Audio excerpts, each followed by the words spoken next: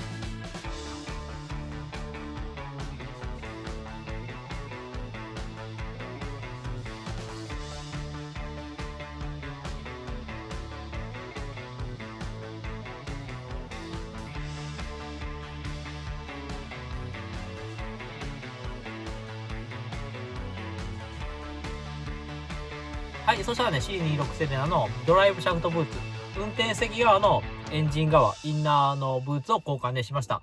で、僕がちょっと交換にあたって気になった点がちょっと2点あって、まず1点はね、最初についてるリングなんですけど、こうね、爪がついてるわけですよ。こうリングがこう回ってきて、これが爪なんですよね。で、これをピッて起こして、で、外すみたいな感じなんですよ。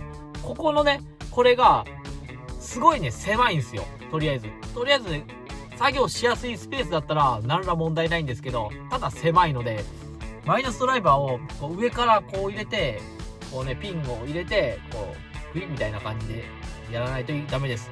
で、そこだけちょっとすごい狭かって苦労しました。で、あと、取り付ける際の接合部分ですよね。